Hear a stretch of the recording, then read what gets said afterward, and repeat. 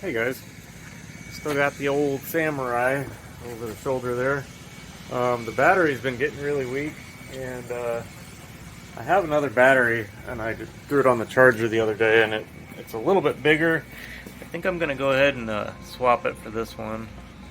So I'm gonna go ahead and do that. Gosh, the other day I was touching up paint on the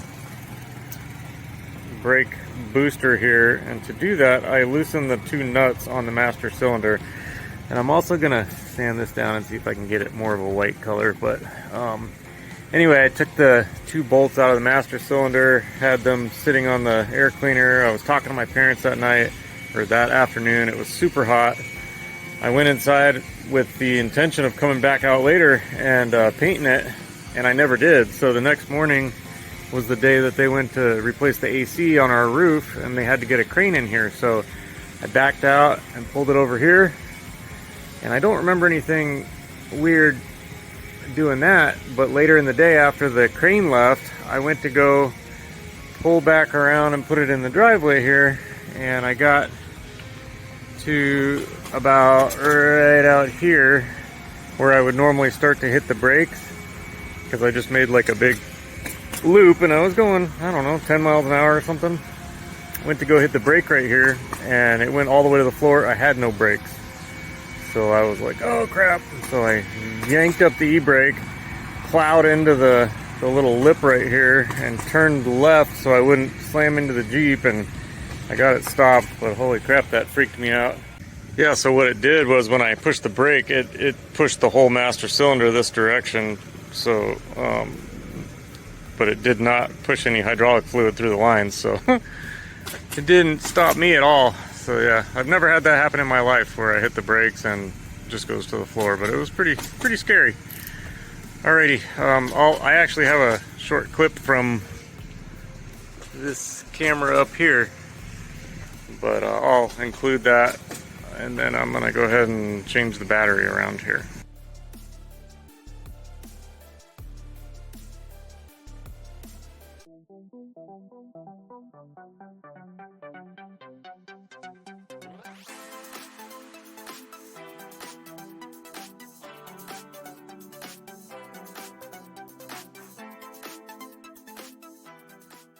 Yeah, I'm kind of doubting this is even going to work. You can see how much longer it is right here.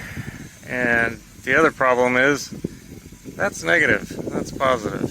So that's reversed too. So really don't think it's going to work.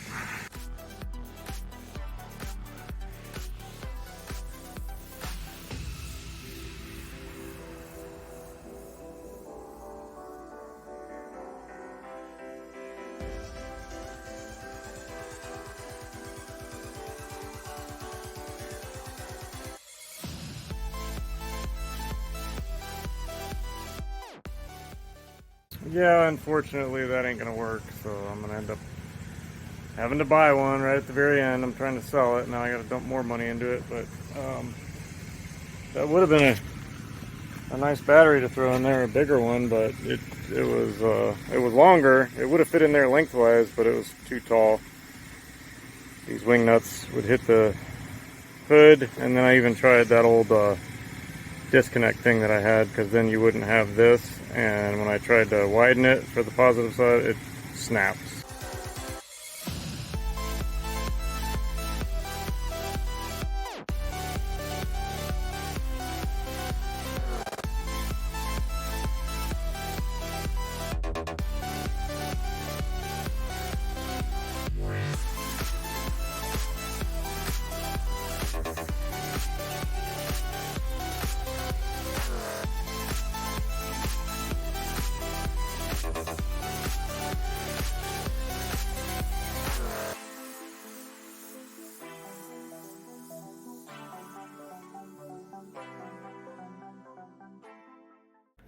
Well, with this bigger battery in here, with the hood closed, the hood sits about like that. And that's with this terminal on there. I'm going to have to do away with this one, unfortunately, because it has a stud that sticks up. So I will undo this butterfly nut, and I'll take the two lugs and just bolt them right into here. And then this one, the grounds I added, I made them plenty long right here, if you can see this.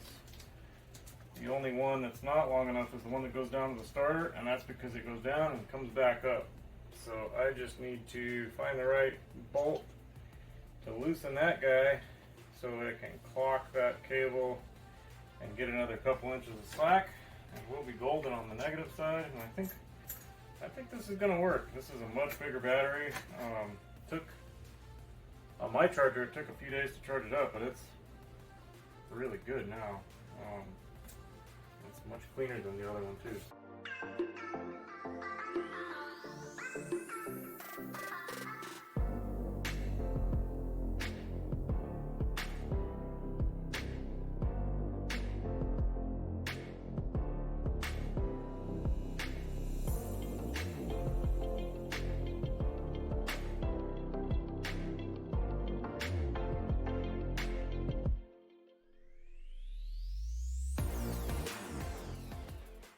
Well, I got this monster battery in here, and it does fit under the hood. Right now I've just got my old lugs underneath here because I painted that, so I'm using that kind of like a washer, but it's all secure. It's got about a ½ inch under the hood, but I'm afraid if I hit a bump, it will short out on the hood, so I cut down this side, which used to look like that. It had a hook on it. I cut it down shorter, like chopped it off like right in here, so I can get that wing nut under it. But this side, it's too short because the battery's taller, so I'm just going to go down and get a piece of thread awl and 2 nuts. So I'll put a nut here, put a nut under that hole right there, and I'll paint it black, and that should be good. And I'm also going to pick up, I just pulled one of the 2 bolts out of the EGR because I made this block off plate. If you could see it right there where the orange RTV is, that's a block off plate, but because I didn't have the right size bolts to hold it in, I've been still having this EGR valve attached with these long bolts. So I'm going to pick up 2 shorter bolts so I can get rid of this and just have the block off plate right there. So I'm going to run to the hardware store and get that stuff.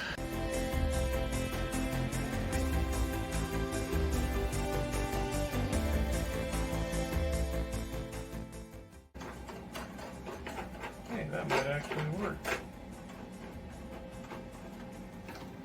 Let's see here.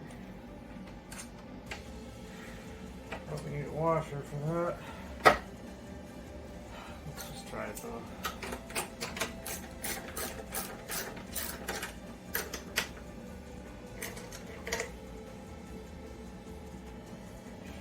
If I go any more, I'm going to scratch that.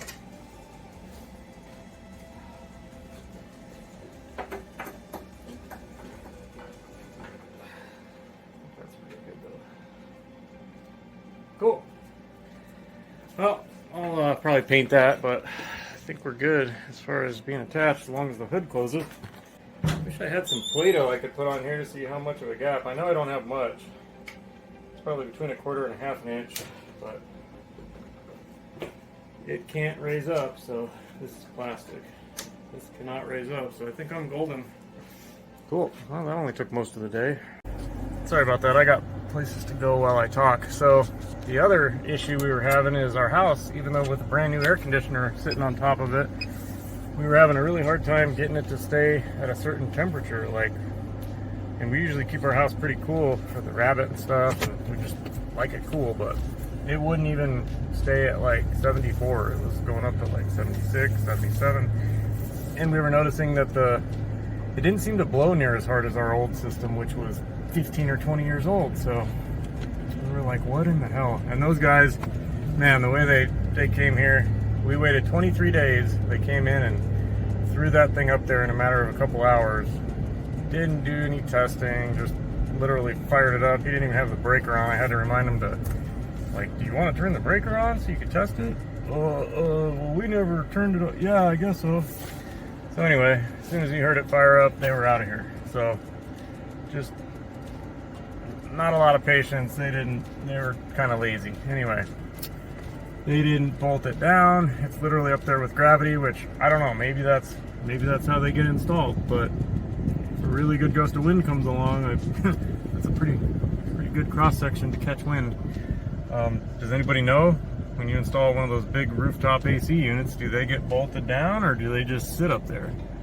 I went ahead and put some C-channel outside the rail that holds it up, so it can't really go anywhere, but then they also left ducting, like 1/4 inch gaps in the ducting, you know, that's not sealed. That's gonna let a lot of the cold air out. So I put aluminum tape over all that stuff and everything, but it still just was not working right. So we did some research. We were up there opening panels, looking at it, and we didn't really want to touch too much stuff. And then finally looking through the literature and videos online. I was looking through the paperwork and Bo was looking up videos and stuff. Our blower motor had like a plug that went to it, and I can show it on the screen here. The yellow wire can be set for one of two positions. If it's in the number 4 position, that's the low speed, and the number 5 position, which it was not plugged into, is the high speed. So just went ahead and switched that from the 4 to the 5 terminal, and now it blows twice as hard and keeps its temperature and seems to be all good. So there was that issue. Then the other issue was with the dishwasher. So then Jenny was saying the dishwasher hasn't been working right. When you turn it on, you can, you know, there's a valve, an electronically controlled valve, and after pulling it out and looking at it, taking it apart, I know how it works now. So when you run it through a cycle, the normal cycle on that thing is 3 hours and 2 minutes. Then there's a 1 hour cycle, which we usually use, but anyways, it would have water in it when we would open the door, but it wouldn't. There's an arm on the bottom that's supposed to spin and spray water up. There's like a whole row of little spinny things in the back that should shoot water forward, and then there's like another blade on the top that should shoot water straight down, and none of those were ever filling with water and spraying. So anyway, we took it all apart. I'll show you some pictures here. Had the motor exposed. We had it laying on its side, and we knew that the drain motor was working good because when I put it on a drain cycle, you could actually look down the sink, like where the garbage disposal is, and you could see like a sheet of water just shooting sideways, and it was really powerful. So we knew that was working. There's a thing, a diverter valve, like a disc with a hole in it that rotates to shoot water either through the bottom one, the back one, or the top one, and I knew that wasn't working, but we figured maybe water was never getting that far to make that work. So we narrowed it down to what we thought was the circulation pump not working. So here's a picture of that. It has a little transformer built into it. It says right on the transformer that it takes 120 volts, and I think it was made in China or something like that. But anyway, so we decided we would test that. So we rigged it up to a power strip so we could use the little rocker switch on the power strip to turn it on and off. So here's a clip of that. Yeah. Okay, but it does work. And then once we determined that that was working, when we put power to it, we were like, well, is it even getting power? So we didn't know if when it went through the cycle, when it was, you know, commanded to be on, if it was getting 120 volts. So when I went to go splice that wire back in, because I had cut it so we could test it, when I spliced that back in, I also spliced in a pair of wires that were like 4 feet long that I could hook to my multimeter, so we could literally watch what was going on as it went through its cycles and see if that pump was getting its 120 volts. So to my shock, it was actually getting voltage like it should have. It's so strange. We tapped this to that motor and it's turning on and off, but we're not getting spray out of the bottom. So we were just like, what in the hell is going on? Yeah, we couldn't believe it. It was very weird that everything was working. The pump was working, it was getting the voltage it was supposed to be getting. So we didn't know what the hell was going on. And then I was like looking at it, I kind of pushed up and down on a little floaty thing in there that kind of looks like a hat. And all of a sudden, I'm on the phone with my parents, the damn thing starts working, and I can hear the sprinkles of water hitting like the roof because we had the insulation off, and hitting the sides and the front and everything. And It's still working, and I have zero understanding of why. I didn't do anything to fix it except take it apart. I mean, we cleaned a couple things, but it still wasn't working after that. We could see it getting 120 volts and you couldn't hear it working, even though when we tested it, it was working. So I don't know. I don't know if it'll stay working, but got it all put back, shoved in there, got it leveled back out, put the insulation back on it, put the screws in it. It's all back together and it is working. So I don't know, cross our fingers. This thing is badass. Check out this Tundra, all the stuff done to it. Reminds me of the one that the Canadian Prepper drives. He's got all that cool stuff done to it. Damn, that's awesome. That's like a end of the world kind of rig there. I'm jealous. Alright guys, we are underneath the Samurai, and I was under here last week and noticed I was getting a spot of oil right here, and it dripped on the driveway. So what I found when I took that bolt and that bolt out, that little cover comes off, I found that a lot of these bolts in the oil pan were not tight, and I was getting some seepage around here, and it was ultimately dripping down and around here and dripping out. So I tightened all those bolts, and I did not apply any RTV or anything, so clearly that has not worked, and I don't want to sell this thing with an oil leak, so I'm gonna pull those bolts out again and get a light up in there and see if we can figure out where the hell it's coming from.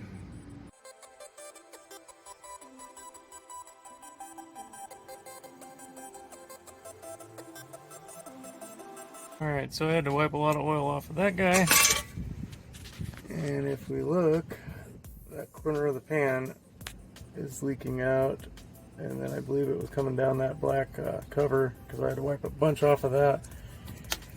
If we look up in there, it's not on the flywheel, and I've dragged my finger across the flywheel. It's dry. It's just coming down and around, and if I wipe my finger, hold on one sec, if I wipe my finger on the inside, and let me get my finger clean, as clean as it can be anyway. Okay, so that's a somewhat clean finger. If I wipe it on the inside here, it's not particularly oily. Not like if I were to touch out here. So that was on the face. On the inside though, there's no oil, so I know it's coming out right here. But I've already tightened that. I'll throw a wrench on it again, make sure it didn't back out, but I doubt it. I think I actually went around with a torque wrench last week and got all these, and some of them were barely finger tight. Some of them were backed off 3 or 4 threads, so I guess that RTV was doing its job. Yeah, that's tight. Let's see here. Oh, it was a little loose, but not enough to do anything. Well, that's a bummer. So since we know it's kind of coming out the corner here, you know, I would say I'll clean it real good, try to put some RTV on there, but we've all done that when we were younger, right? And it never works, does it? Nope, not once. Because the oil always finds its path. It's already made its path in there, and you try to block it, it'll just find another path. It needs to be sealed on the flat surface up here. So really the only way to fix a leak like this is to drop the pan, scrape all that gasket stuff off, reapply it, and put it back on.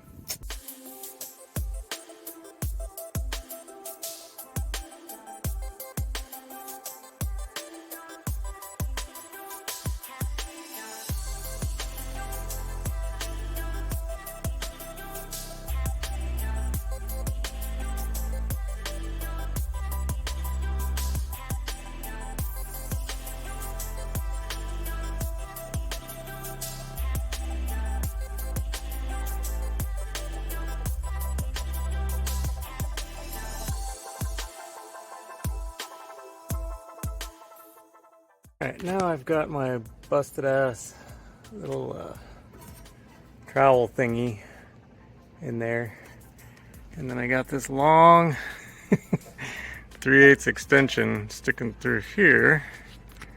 And I'm beating on it with, what is this, a 2 or 3 pound hammer? So let's see what it's doing.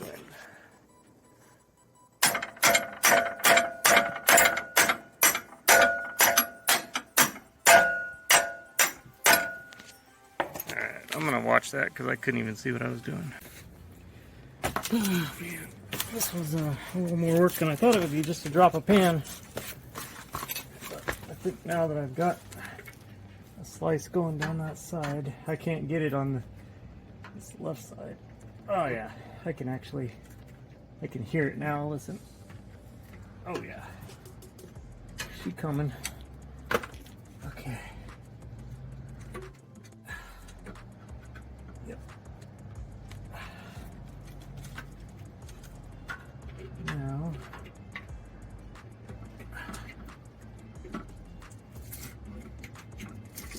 Yay. Okay. Cool.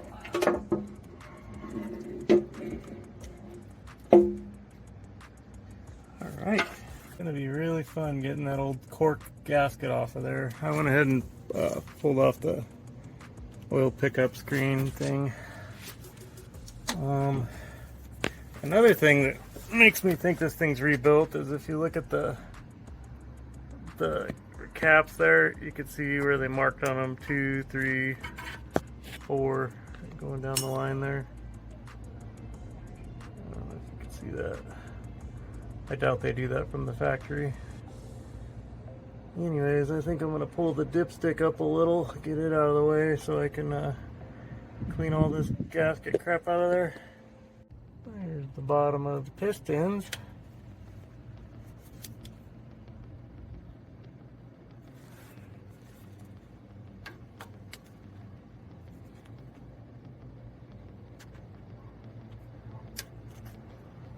Kind of hard to see, but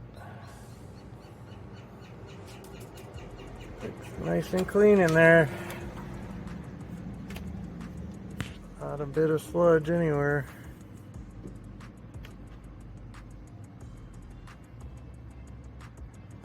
But anyway, alright, I gotta get to it. Okay, careful, wing. I don't know where's a good angle. I'm just trying to get this crap off without gouging it.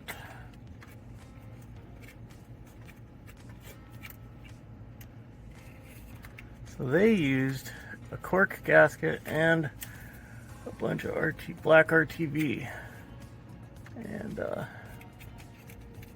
I don't know if this thing actually calls for a gasket or not. I might look in the book, but I don't think I'm gonna be using a gasket. And I'll show you why here in just a second. I wish I had a plastic razor blade, but this is working pretty good. All that oil was leaking on my axle here. Alright, yeah, let me just show you. I went ahead and used the wire wheel a little bit right there. And that's the reason why I'm saying I don't think a cork gasket is like necessarily the best idea, or any gasket really. I don't know. You can see where it like, I don't know why you would make an oil pan with recesses in it like that on the sealing surface, but I'm sure there was a reason for it. So whatever gasket you use has to kind of fill those in, you know. So I'm sure being cork, I'm sure it was probably fine, but I just think RTV by itself would be fine also, as long as I get a good layer in there. So I think that's my plan, and if it doesn't work, then I'll be out here pulling it back off, but that's my plan for now. You just got to get everything clean. I don't know that it's actually done anything, but I use this crap from the dollar store, adhesive remover. It says it really works, so they can't lie about that stuff. Anyway, I had kind of sprayed it on some of this crap. And when I used the wire wheel, it seemed like it came right off. So I don't know if it would have come right off without that stuff. Probably.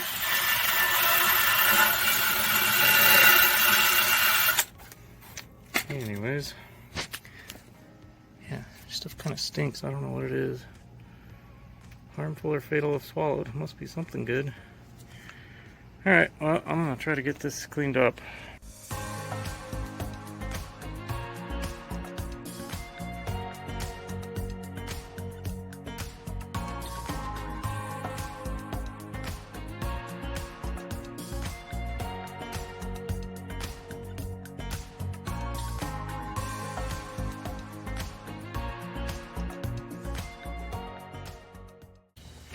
Alright, I think I'm ready to do this. Shoot, basically out of it. Yep. Damn it. Alright. Alcohol it is. I had this flipped over, and when I did that, some oil ran down a little bit. So I gotta get this clean again.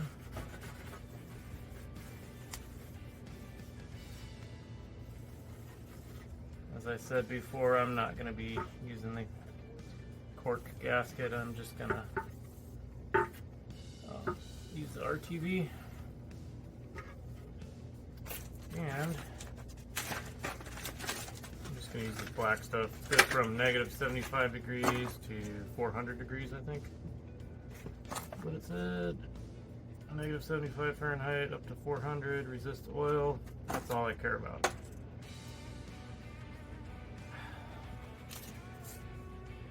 This was the cheap stuff from Harbor Freight. So I was going to use that orange stuff, but I think that was specifically for exhaust. So. Alright, sometimes I'll cut like a V in these. Let's see how this comes out. Sometimes if you cut a V, it like makes it to where you have a real consistent, it almost puts like legs on it, so as you drag it over it, it's a consistent height. But I'm just gonna see how this comes out. Oh wow, that's already hardened up at the bottom. Damn.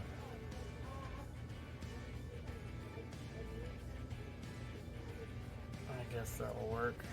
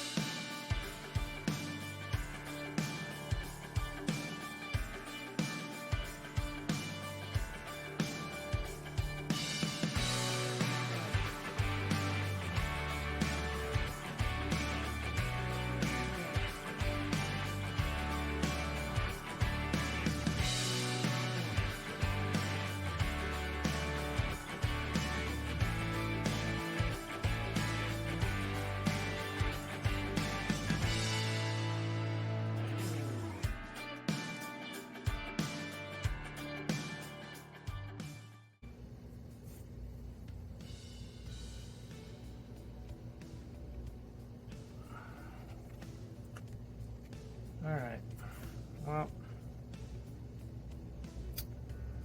what I'm going to do is jam this on there and get the bolts just hand tight, just to squish this down a little bit so it kind of starts to spread out. And then I'll wait a little while for it to kind of harden some, and then I'll torque it down. That's always worked pretty good. So,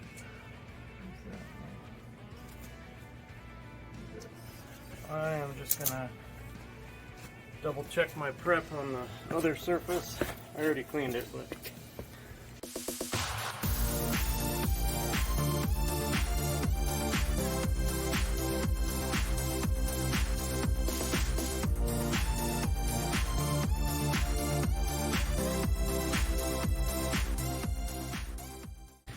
I had done that and I forgot to put the pickup for the oil back in, so I did that real quick, and then got all the bolts in, and some are tighter than others, so I hope I didn't squish it out too bad, but I'm going to let it sit for a while and then I'll come back and torque them all. The only thing I'm really worried about is on the rear side. That was like still dripping with oil. I would wipe off the flat surface and then within like a minute or so, oil was still creeping down the backside and like coming out there. So I hope I got that in there while it was still clean and the oil wasn't able to like get through it, you know what I mean? But I guess we'll find out soon enough. So I'm gonna let that sit for a while and then I'll come back, torque them. Still gotta put, like, I took that off to kind of make it easier to get to the front so I could pry the pan off and stuff, and I got a huge mess again. Oh, alright, this little bit squeezed out of the bottle when I set it down, so I can smash it pretty good. Still a little liquidy inside there, so it's probably about time to torque it down. Yeah, that's probably good. Okay, let me grab my torque wrench.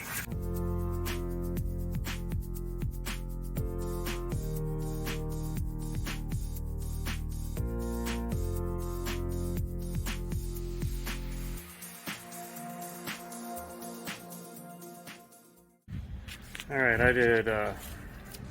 used this little inch-pound one. I did 96 inch-pounds, which is about 8 foot-pounds. So, hopefully that's good. I don't know. I decided I'm gonna throw the old oil back in it and run it at least down to the parts store to get new oil. And I figure at that point, any silicone chunks or anything, it's not going to be anything big, but you know, there might be some dust or debris or whatever that I missed on the bottom of the pan when I was trying to clean it out, because it's got that other layer in there that you can't really get behind.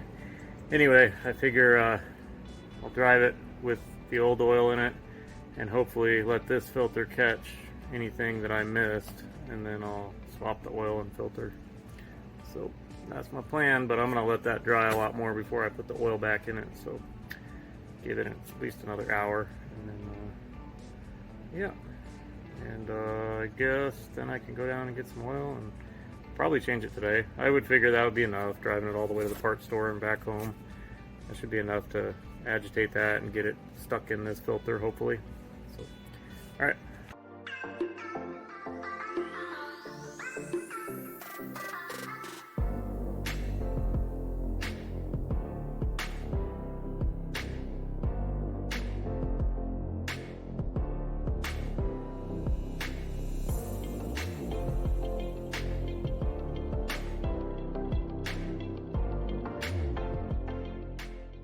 Just a reminder, guys, always back your torque wrenches all the way off so there's no pressure on the part that's calibrated. Roll? Oh. I got rocks behind it.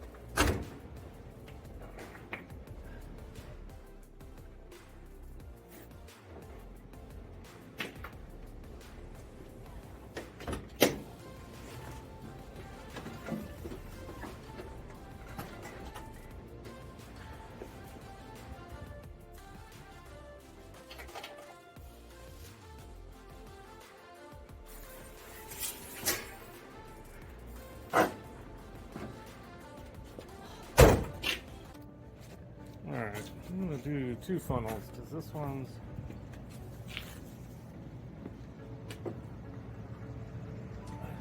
fits a little better. And I don't even know if I can aim it in there. We'll see. These might not go very well. Could go real bad, actually. Whoa.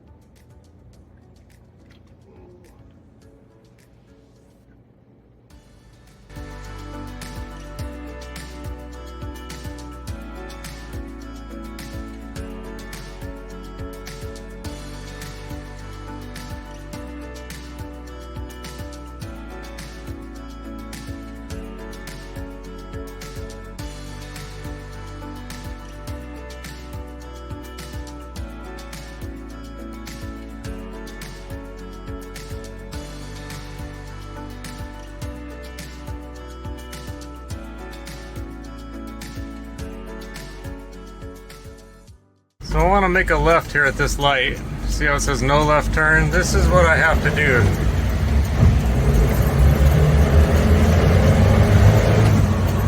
And this is not busy at all, so half the time I just go down here and make a U-turn where it says you can't do it. See how it says no U-turn, and then the next one says no U-turn, and then the next one. So anyway, to make a left turn, you have to turn right here.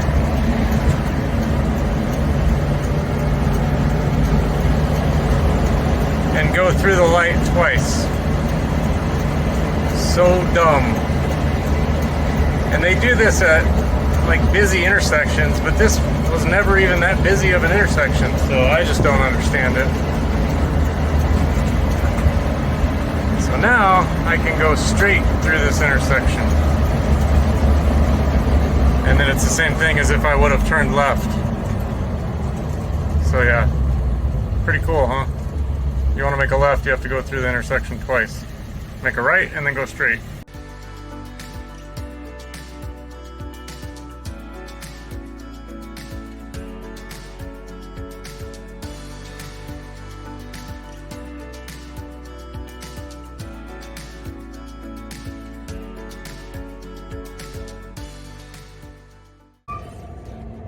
That's as fast as I can turn it with one hand, but look at the gasket. It's staying on the block. Oh, there it goes. Finally turning. Oh. How long is it? Damn.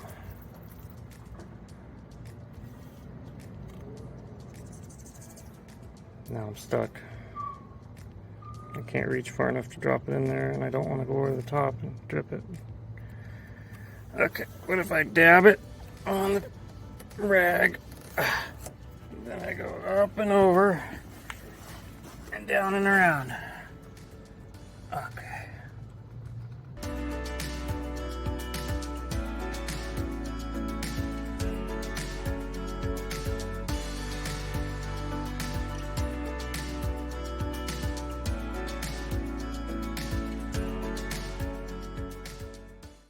Wow, I was just walking through the laundry room here and I see something move, and this spider went, came rappelling down from the ceiling. What the hell kind of spider is that?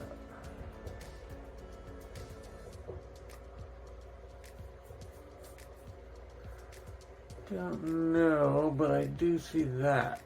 I think I'm always off camera, but yeah, that looks perfect.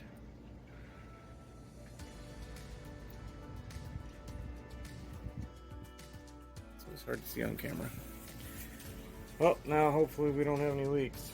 I started thinking about it last night and today, and I should have put the RTV on the thing and immediately stuck it on there.